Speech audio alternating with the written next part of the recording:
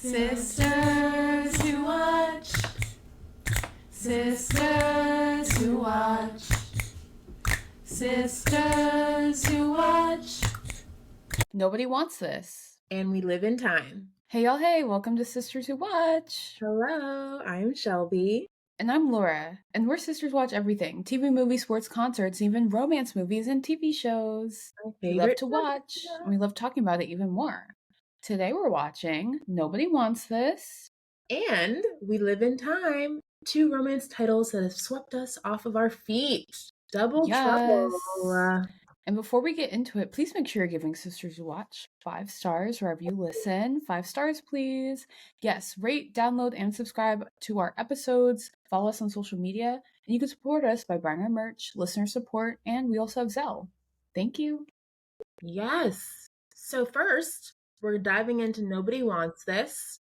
As always, here is our logline. An agnostic sex podcaster and a newly single rabbi fall in love, discovering if their relationship will survive their wildly different lives and meddling families. Polar opposites. We love it. Opposites attract. And this is the hit Netflix RomCom TV show everyone has been talking about. This show is created by Erin Foster, who some of you may know as David Foster's daughter. She's also the co-founder of Favorite Daughter with her sister Sarah, and they have a podcast together. She's a bit of an influencer, so you've probably seen her on social media. And the show is actually inspired by her own love story with her Jewish husband. So we love pulling from real life. It feels very authentic watching, so it makes sense. And of course, it stars millennial icons Adam Brody from The OC and Kristen Bell from Veronica Mars. Truly smart nostalgia casting. I was here for it. And it was funny, there was a video of them talking about Gossip Girl online because, Kristen, iconic, was the voice of Gossip Girl, and Adam Brody is married to Layden Meester, who starred on Gossip Girl. So it's like a funny kind of nostalgia millennial crossover, these two starring in the movie together. Yeah, very smart casting. I feel like it was so funny. A lot of people were like, oh, the show with the girl from The Good Place. And I was like, my brain didn't process. I was like, are you talking about Kristen Bell? Yeah, so it was interesting. I feel like a lot of people associate her with The Good Place too. What were your expectations coming in? This show was very buzzy. A lot of people were talking about it. Yeah, I had no idea this was coming out. Classic Netflix. A lot of times they'll just drop something and then it catches fire. And that happened to me. So many people were recommending it to me, in particular because it's about podcasting sisters who live in LA. And it's a rom-com, and people that know me I love rom-coms. That's my genre. That's the kind of content I want to create. So I kept hearing about it and was like, you know what? I have to watch this. I started watching and I got hooked. And then I told you to watch. And I'm glad you finally decided to watch it because it's one of my favorite things I've seen this year. Spoiler alert. Ooh. And it was all over social media too, right? Yes. People were thirsting over Adam Brody as a rom-com lead. It's about time. I feel like he hasn't done that much, but yeah, where has he been? But he's great. I feel like I've been a fan since the OC. I also feel like people were thirsting over the fact that Kristen Bell is playing a complicated millennial woman. They're in their early 40s and they're finding love. A lot of times it's Sydney Sweeney and Glenn Powell, right? And Anyone But You. And it's that's not realistic. Zendaya, Florence Pugh. Yeah. You see realistic people falling in love that are in their late 30s, early 40s. That resonates more with people. Kind of like how the Golden Bachelor and Bachelorette has become something people care about more than the actual younger seasons of The Bachelor. Yeah, that's a good point. It was cool seeing older people being the star of a romance movie for sure. What were some of your favorite moments? You said that this was one of your favorite things you've seen, so you must have had a lot of favorite moments. Yeah, I really loved the meet cute, right? It's a classic part of a romance. You have Kristen Bell's friend, played by Sherry Cola, who's so funny. Who was in Joyride. Yes. Right? Yes. Mm-hmm. She's great. And inviting her to this dinner party with a lot of eclectic people, and she's like, yeah, look cute, you never know who you might meet. Kristen Bell's character Joanne hears that there's a rabbi there, and it's like, and like a divorced guy, two eligible men, and she thinks the rabbi is the stereotypical looking guy with a beard, and she's like, ooh, Old. Yeah. old, not into him. But she meets Adam Brody, Noah, and is like, oh yeah, he must be the divorced guy. He's so nice, like really cute, and they like hit it off. But she keeps hearing people say, oh, the divorced guy is awful, and she's like, what?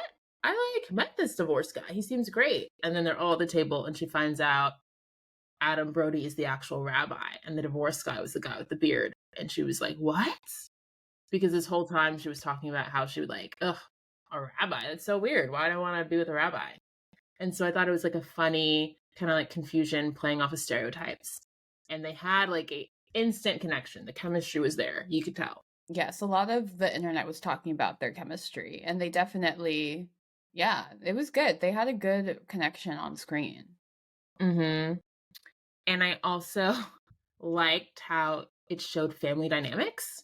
Like both of their families were heavily showcased and involved in the show.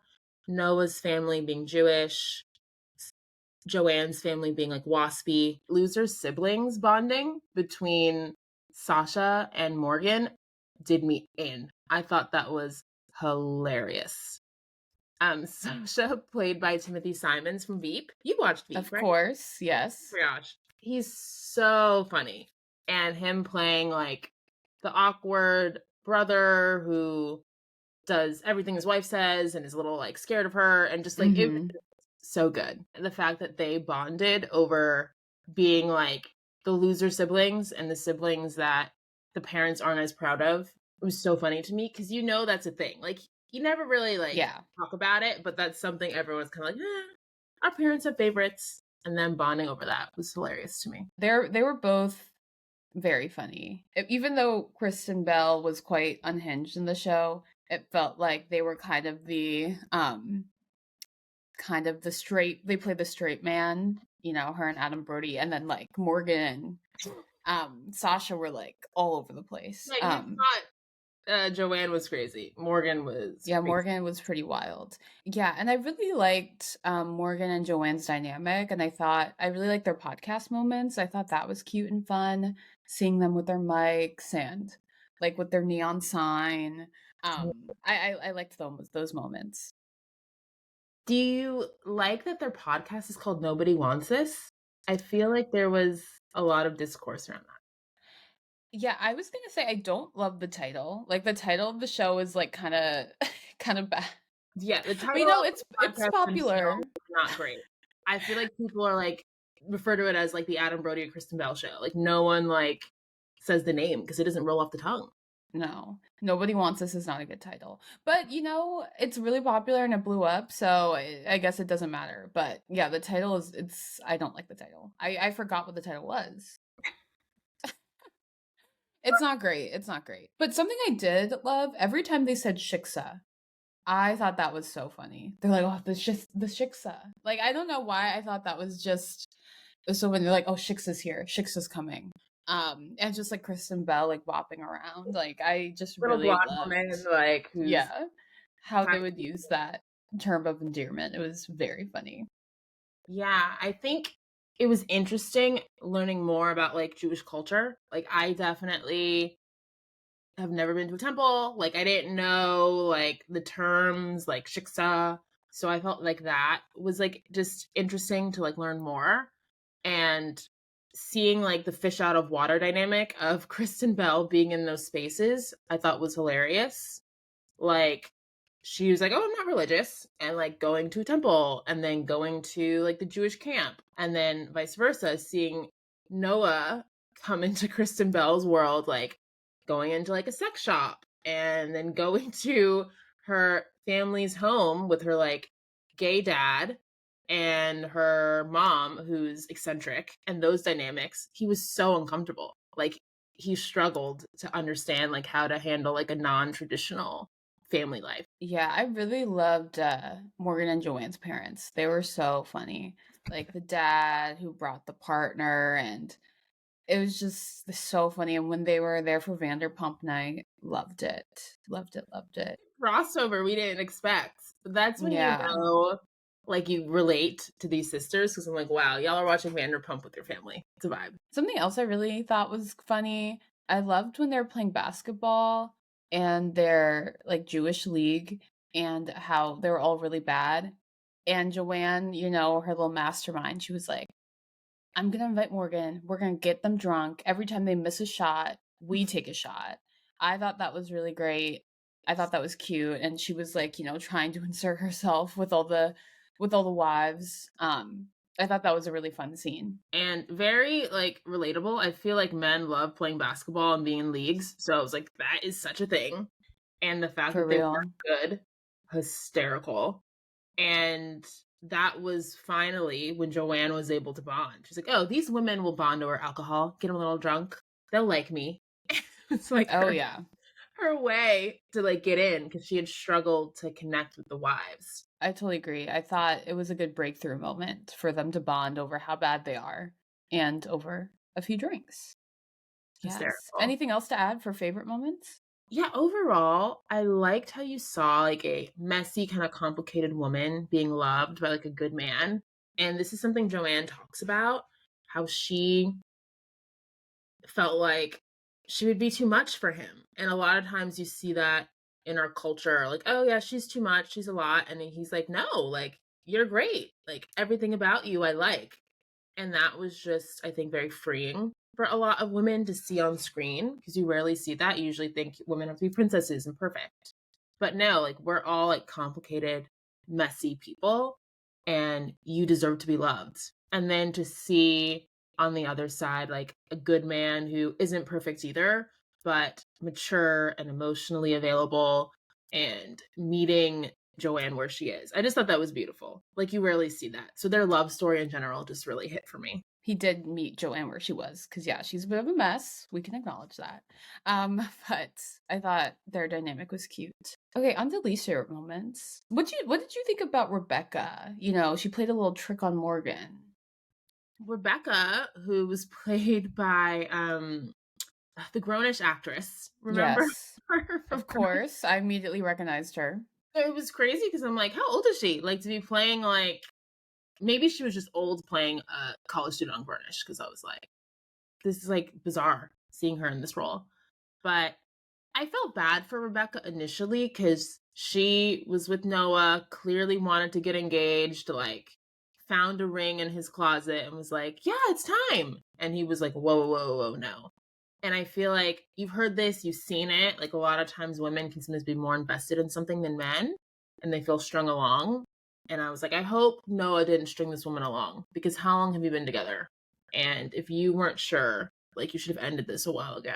So when she does play a trick on Morgan at the bar, I can understand why she might have wanted to be spiteful, you know?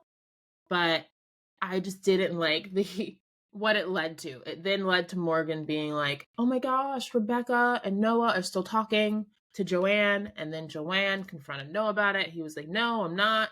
And so Joanne thought Morgan was lying to end this relationship, and it led to Morgan and Joanne fighting. And you never want to have a divide among the sisters or fight. So, Never. sisters who bond and love, not sisters who fight. That's it. But I know you didn't really like the Sasha and Morgan dynamic like I did. I thought they were funny. Yeah, I thought they were funny, but I was like, he's kind of cheating on his wife with her. Like, why are they're secretly texting. It's quite flirty. Morgan's having, you know, sexy dreams about him. Like, this is not good. And seeing them at the bat mitzvah and like drinking out of each other's drinks, I was like, this is messy. Mm-hmm. Morgan knows what she's doing.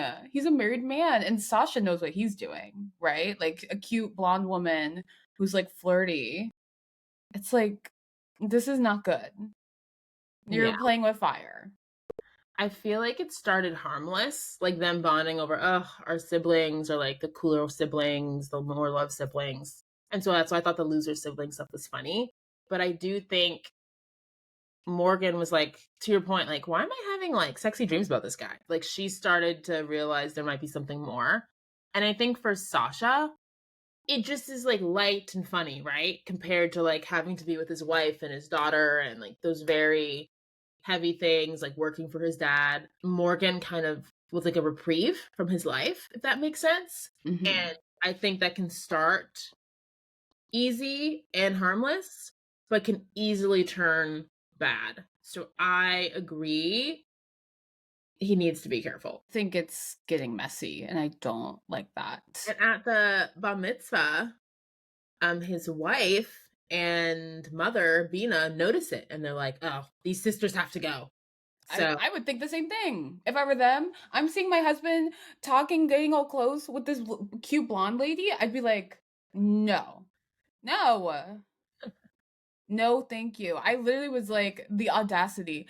Like, the bat mitzvah was cute, but for them to like crash the bat mitzvah, like well, I when guess, she was yeah. invited, Joanne was Okay, invited. Joanne was invited. Joanne was invited. Pressure.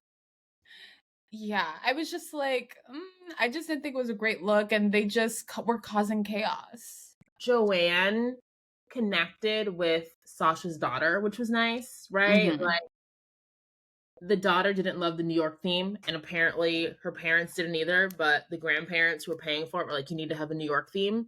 Like I thought the fact that Joanne was able to connect with the daughter and kind of give her advice, encourage her, and then eventually she felt confident enough to like cut off part of her dress so it could be shorter, and then her mom helped her.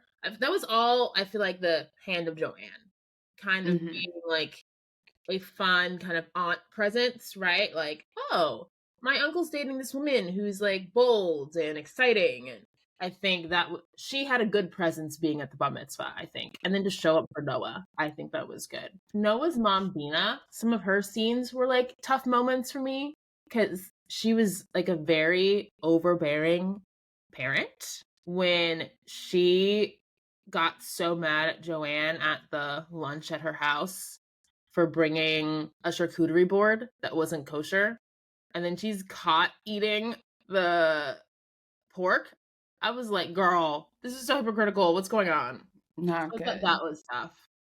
And I know in general, there was a lot of discourse online about like the stereotypes and depictions of the Jewish women on the show. Had you heard about that? Yeah, I had seen that. Coming into the show with that context, I was like, oh, it's like really apparent. I enjoyed it. I thought it was cute and fun, but it just felt like, oh, Kristen Bell, she's sweet and fun. Like it kind of made it seem like she's the hero, right? Like we're meant to root for her. And it was just like all these like Jewish women were just like trying to tear her down and stop her from like being with her man. Like it felt like all the Jewish women were like the villains. And the cute blonde woman were like the heroes. So I didn't love that dynamic. I thought I was like, why are we trying to like villainize and demonize like all the Jewish women on the show? Like that's how it felt.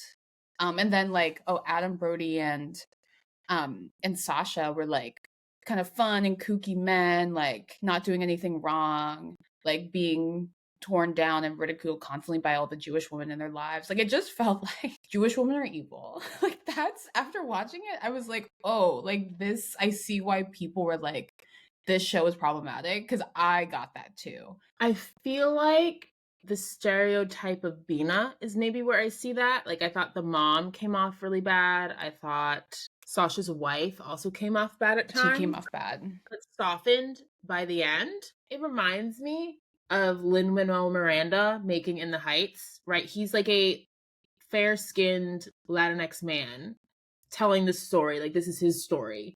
And people got upset about the lack of diversity in terms of skin tones and ethnicity. Mm-hmm. It's one of those things, like this is like a blonde woman who's like waspy telling the story about her experience dating and then marrying a Jewish man. I would be shocked if for her story, right, the blonde women aren't going to be the heroes. Yeah. Right? Like yeah. Kristen Bell is the hero in her eyes. Like I think Kristen Bell can be the hero, but you don't need to have damaging stereotypes, you know? Like I think Yeah. I have no issue with, because this is Kristen Bell's story, you know? But I feel differently about the men. I don't think Adam Brody's perfect. Like, as I said at the beginning, I think he probably led Rebecca on and he could have done a better job handling that situation. I think he initially just saw Joanne as kind of fun and then had to realize, like, no, like, do I actually really like her? Like, what is more to her? I have to have deeper conversations. But I definitely agree, particularly for Noah's mom and Sasha's wife, that those depictions were very intense and I can see as like damaging stereotypes. I'm not as Yeah. passionate about you about it. Yeah, it felt like the blondes and the men were given more grace to me. Okay, are you ready to move on to We Live in Time? Yes. So now moving to our romance film for this episode, We Live in Time. Here is the logline. An up-and-coming chef and a recent divorcee find their lives forever changed when a chance encounter brings them together in a decade-spanning, deeply moving romance. This is a A24 romantic drama film directed by John Crowley and Nick Payne, starring the icons, Spidey himself, Andrew Garfield, and Florence Pugh, and it premiered at the Toronto International Film Festival in September. There was a lot of buzz, particularly on social media. Had you heard of Chicken Shop Date before it went viral with Andrew Garfield? I did not. I have because, you know, I watch a decent amount of YouTube and on Hot Ones, you know, like the chicken wing show? Yes. Where yeah. Amelia I don't know how to say her last name, but the host of Chicken Shop Date. She was on Hot Ones. I was like, who is this? And I had all these views. So I looked her up and I was like, what is Chicken Shop Date? So I had heard of her and I knew that she had this YouTube series, but I'd never seen it until the Andrew Garfield one because everyone was talking about it. Everyone was like, All have you over seen my Chicken feed. Shop Date? Like all my friends were talking about it. And I was like, I have to watch it. So I did. I see why people were talking about it. Did you watch it? Of course. It was Yeah. all over her feed. Well, first of all, the social media and press for this movie, they should get an award because I was Right. seeing Andrew Garfield and Florence Pugh, but particularly Andrew, Everywhere. all over my feed. And I Like, had never heard of this movie until like it was in theaters. some friends were like, "Oh my gosh, romance! We live in time. We should see this." So like, I had heard of it because people had were sending me trailers and asking me about it. Once I saw the social media, I was like, "Oh, I have to see this." The Chicken Shop Date with Amelia and Andrew Garfield is crazy. They have so much chemistry. They're flirting galore. It felt like a real date. And then I saw videos where people showed their like past interactions on like red carpets because I guess Amelia like hosts red carpets. Yeah. And even then they had chemistry. So it wasn't like this was just like a one-off. And No. I'm like, y'all should have cut the cameras and just gone on a date. This is crazy. Amelia, you're single, he's single. Like, I you mean, gotta. it's Andrew Garfield. Like, come on. I remember it was maybe like the Oscars a few years ago. He looked so good. And someone was like, "Oh, who do you think looked best at the Oscars?" I was like, "Andrew Garfield." That's a man who I did not feel that for him when he was Spider-Man, but he looks so good right now. I don't know what he's doing, but Amelia, go get your man because he is definitely an eligible bachelor. Yeah, and he clearly was like interested in her. He was like, yeah. Interesting. He was like, yeah, like this should, what would a real date between us look like? And I was like, oh my gosh, like It felt like, should I be watching this? Am I I interrupted? know, I Private know. moment. And I know there's other social media things that caught Yes. your eye. I saw Andrew Garfield walking on a red carpet with a Florence Pugh cutout because Yes. he was like filming a movie. Obsessed. I was like, that's so smart. And then everyone was talking about posting about it. And Hmm. then he also did like a Sesame Street sketch with Elmo talking about how he's dealt with the death of his mom and like how he's processed grief. And I'm like, wow, Andrew Garfield is just out here doing the best press tour of his life. I was I blown know. away. And I think the Elmo sketch was smart because, spoiler alert, when you watch this movie, death and loss and grief and sadness is a big part of it. So I think it was smart for him to talk about his personal experience with death and then how that influenced like his experience working on the movie. Yeah, so expectations were high coming in because everyone was talking about it. People were saying, you know, and now there's all these commercials being like the best romance we've seen in years, the best romance movie of our time. And I was like, oh my goodness. So expectations were high. There haven't been a lot of romance movies lately. They're not making them, right? Same with like Nobody Wants This. Like, unless it's Bridgerton, they're not really making like romance shows. So I think the audience is like hungry. And so when you make something with like strong auspices and that is like pretty solid, people are just gonna eat it up. You know? Yeah. I think that's part of it. What were some of your favorite moments? Of course, the meet cute. You have to have a good meet cute. And I didn't explain this when we were talking about Nobody Wants This, but the meet cute is basically in romances when your leads meet. Like whatever that moment is, that's a big deal. In this moment, Tobias is in a robe walking on the side of a highway, upset about his divorce.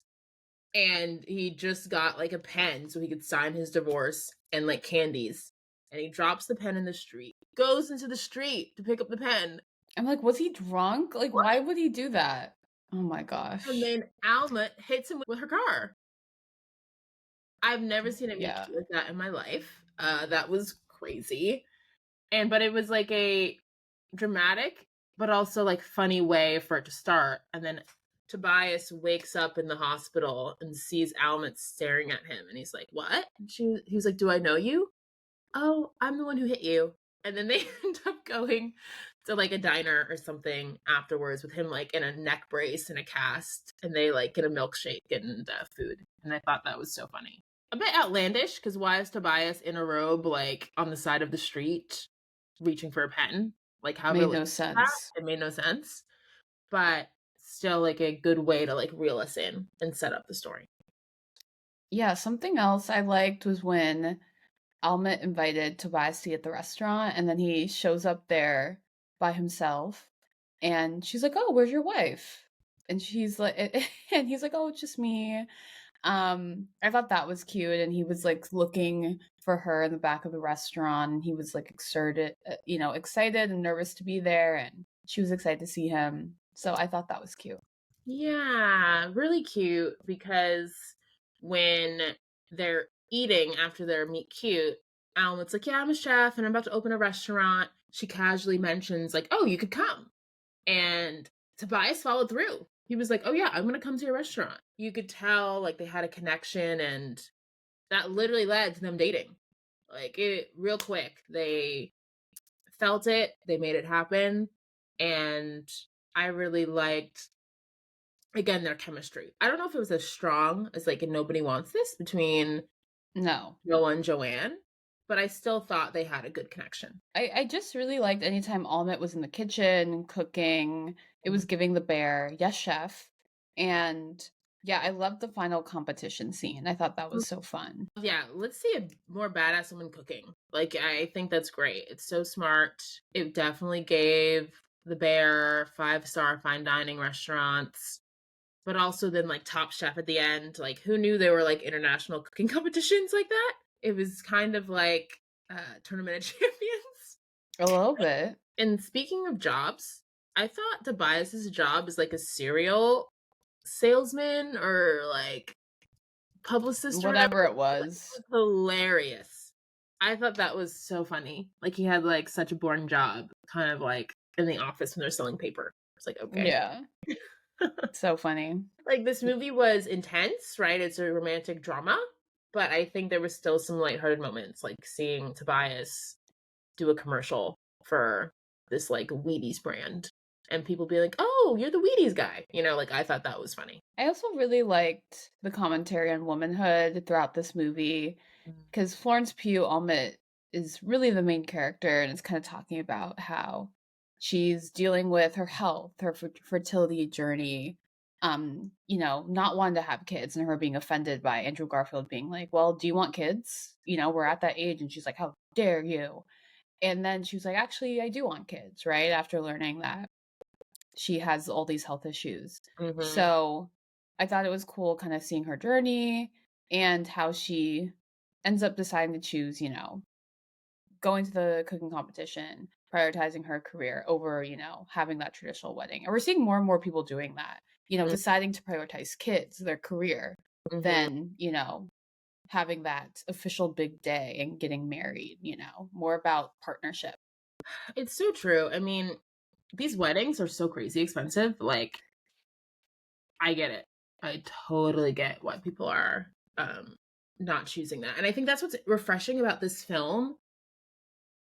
You had like a bit of a non-traditional love story, right? He was a divorcee. She had been single a while and like focused on her career. She didn't want to have kids, and then she wants to have kids, and then like he helps her through her diagnoses, and like it just felt like not your typical romance film. And I like that both characters were a bit like against stereotype, right? Playing against type. Definitely. A big moment that I liked was Alma returning to her first love of ice skating.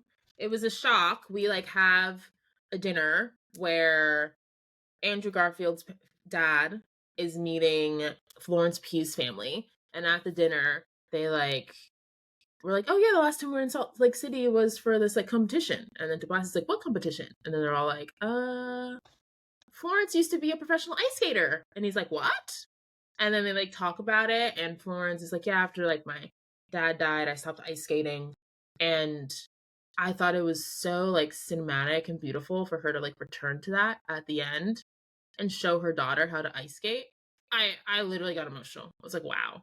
It was so sweet and beautiful, especially since Florence knew with her second cancer diagnosis, like she probably didn't have that much time. It was beautiful and her be like, you know what? Let me show my daughter I'm a boss in the kitchen, and I also like have been really good at ice skating, and she'll remember me this way. Yeah, it was cool, her sharing her passion. She was like, I don't want my daughter to remember me as just like having cancer. I want her to remember mom like doing things, not just as a sick mom. Oh, So I thought that was, a good tie-in. And at the end, we see Tobias being a good father to Ella throughout the movie, but he's it was great cute in the final scene, like them cracking eggs together. Sad, but cute.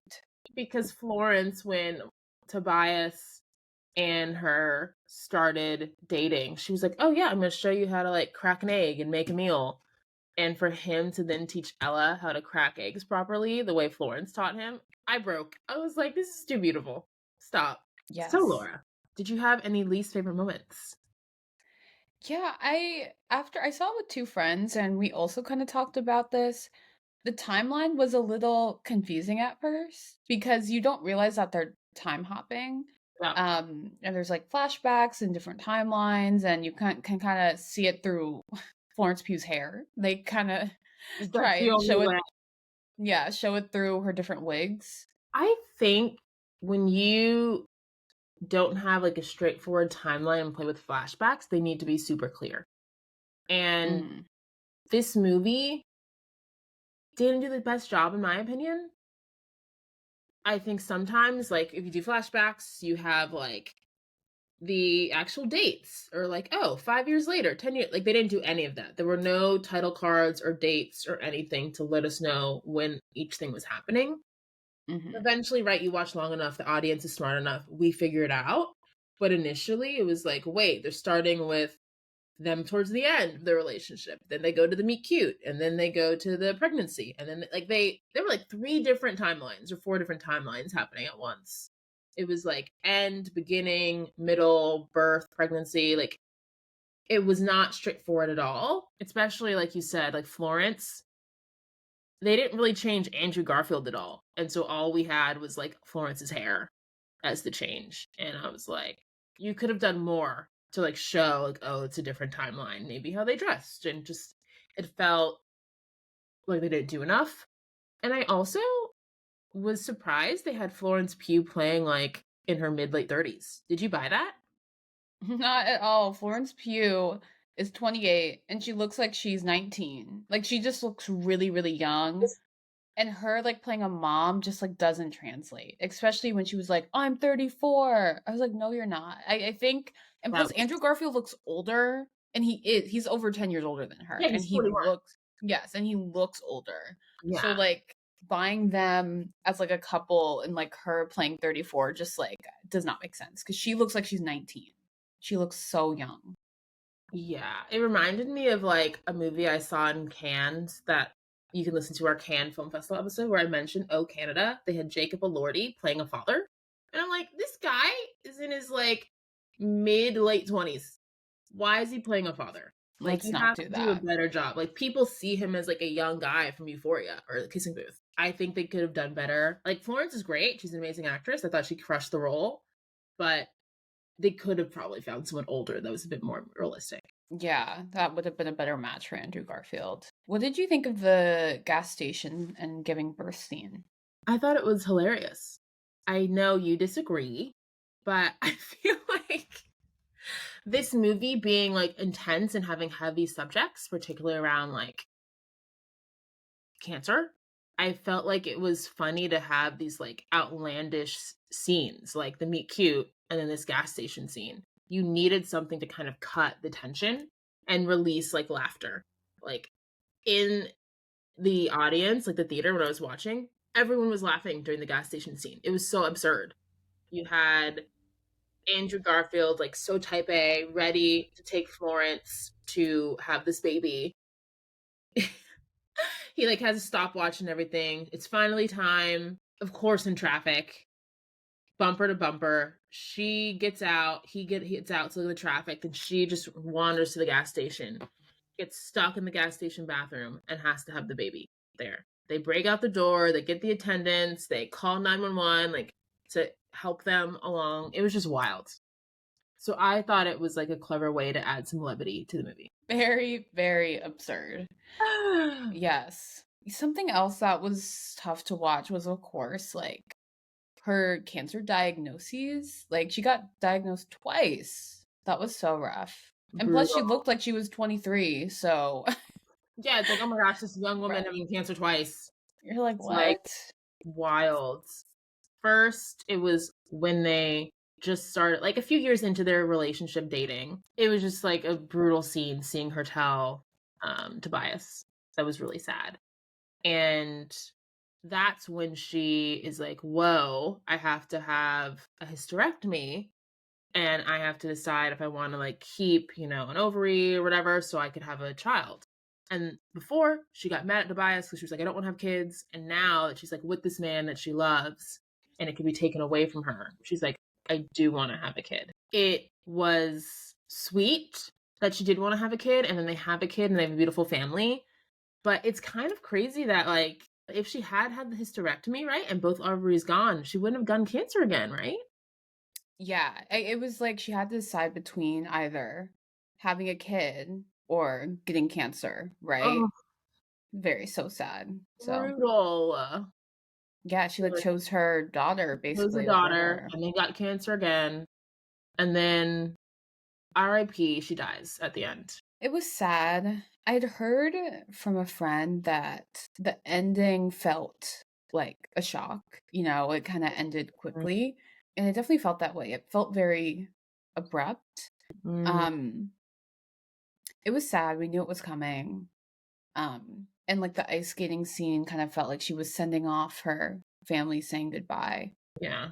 It felt a little anticlimactic to me, but that's life goes on, I guess. And that's kind of just how it is. That, now you have a dog and he's cracking eggs with a daughter by himself. Ooh, I think it was very realistic. So maybe it's not as cinematic as we might want, but it felt like a realistic end to the movie.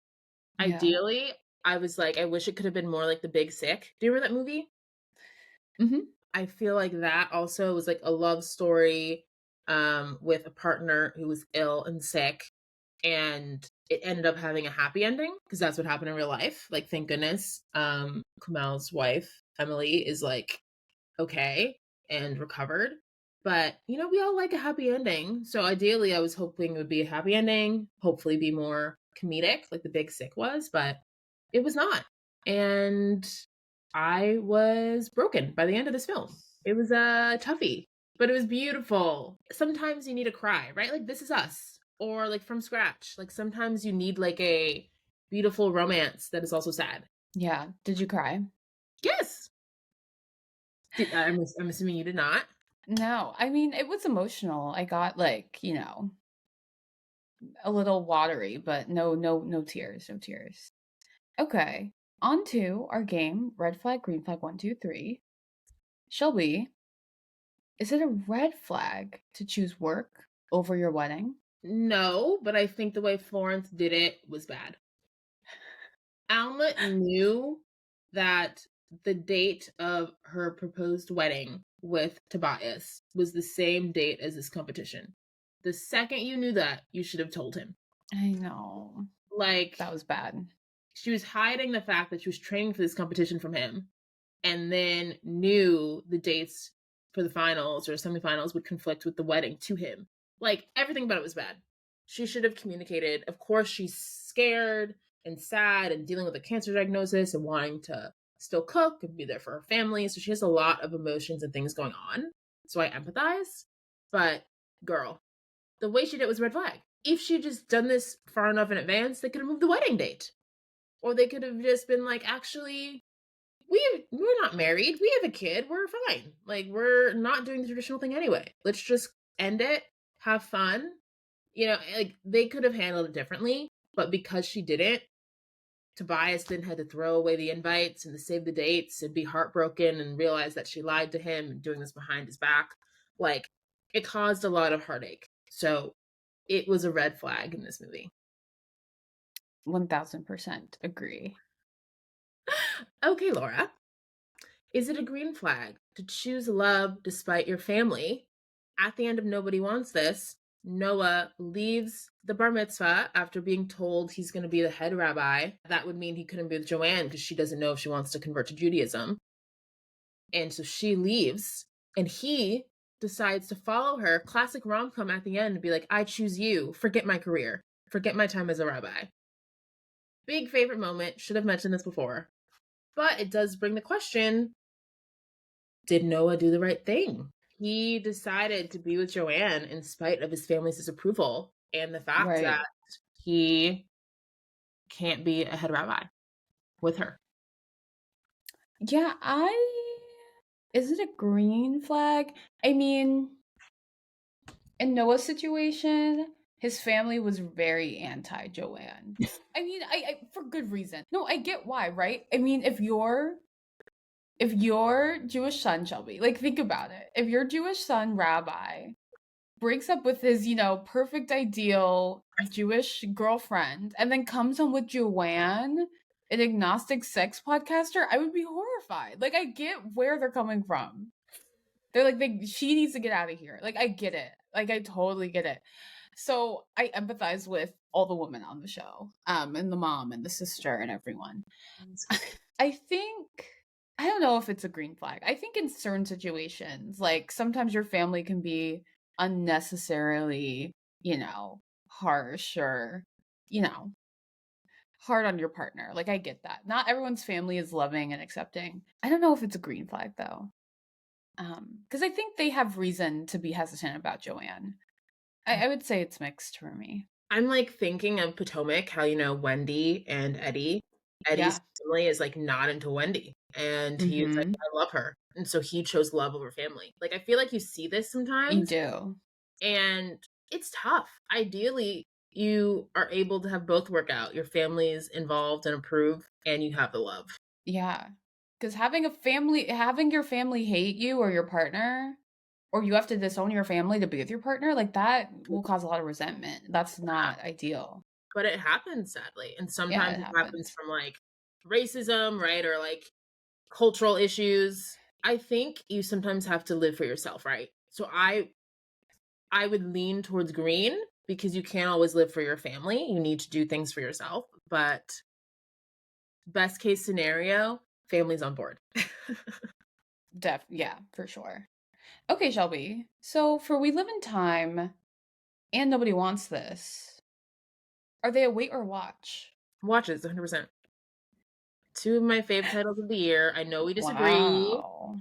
but I feel like they both showed like flawed older people finding love, which we needed. I thought they were both beautiful in their own way. We Live in Time was gut-wrenchingly sad. but also had some surprisingly funny moments and absurdist moments. Nobody Wants This, I think, is hilarious. So LA, so millennial, so family sister oriented. Like it's a rom-com, but also like a family dramedy. Like I think it's very much both. And I think Adam and Kristen have great chemistry, which is so crucial to rom-coms and I feel like has been lacking. So I Yeah. think both are great, especially if you are a romance fan. What about you? Yeah, I think if you're into romance, like you should watch it. Like I agree with that. I think if you're not a romance girl or fan, like maybe you wouldn't enjoy these. Yeah, sure, I enjoy romance. Like I thought they were both cute. I thought they were both well done, enjoyable. I think there was a lot of hype around both of them. So I was expecting like the best thing ever. And I thought they were both good. I didn't think they were amazing. I didn't think they were like especially great, but I enjoyed both of the titles. So not as enthusiastic as Shelby. I did think they were a bit overhyped, but I thought they were cute We should stories. disagree. We can't always be Yeah, on the same page, you know? yeah, yeah. And something else I remembered that just came up with like expectations for We Live in Time. Did you hear about the story? This was like all over my feed. Andrew Garfield apparently said in an interview like how there was a sex scene when they were filming and apparently they like kept on going but they said cut and they didn't hear it, and this was like all over my feed and everyone was like talking about this. And they're like, oh my gosh, like Florence Pugh and Andrew Garfield go too far in a sex scene. So I also remember hearing that. Right. So I just thought that was interesting. So like everyone was talking about these Both things. both of these titles hit on social media. That's what Yes, they boot, and that's why we're reviewing them. Like we weren't planning on talking about or seeing either of these, but here we are. We listened to the people, that's and we feel like y'all are probably also watching these things. On to our What to Watch segment. Well, Nobody Wants This was renewed for a second season. with Exciting. the only concern is that it felt like a miniseries to me. I Like know. What do they need to talk about what anymore on else this is gonna show? happen? Yeah. And it Yeah. happened with Big Little Lies. It happens with shows. There's supposed to be one season. And then all of a sudden, because of a money grab and it crushes, there are more. And so I'm worried that they're gonna mess it up. Yeah, I just feel like it's going to be more like all the Jewish women yelling at them and Um be like, you can't date her, you can't get married. You know, it's probably going to be like engagement or Kristen Bell going to like conversion classes. It's going to be stuff like that, which should be interesting. I'm screaming. And for our Florence Pugh fans, she is gonna be in a new Marvel movie in 2025 called The Thunderbolts, playing her character from the Black Widow film. So if you want to see more of Florence, get ready for 2025. She's coming. Oh, snap. Another thing, if you're looking for more romance content in your life, I recently watched She Taught Love on Hulu. It's like a black version of We Live in Time and the Big Sick. So another kind of saddie. Mm. But I thought it was very like cinematically shot, set in black LA. Like it's beautiful. Not as good as maybe these, but still like a beautiful romance film if you want to check it out in Yeah. support. Oh, thanks for the rec, Shelby. Welcome. Well, if you enjoyed this episode of Sisters Who Watch, please give us 5 stars wherever you listen to your podcast, Apple, Spotify. 5 stars, please. I'd be so appreciated. Yeah, rate, download, auto subscribe to our episodes, to our YouTube channel, and make sure you're following us at Sisters Who Watch on all our social medias. You can support us by buying our merch on sisterswhowatch.com and through Zelle and listener support on Spotify. Yes, we really want to hear from y'all. Please message us on social media, comment on all of our posts and YouTube videos, email us at sisterswhowatch@gmail.com. We want all the recommendations and suggestions, and that's one of the reasons that we're doing this episode. We know that people are talking about it, so we're bringing you what you want. We're so grateful for y'all. Yes, thank you for support. Stay watching. Stay watching.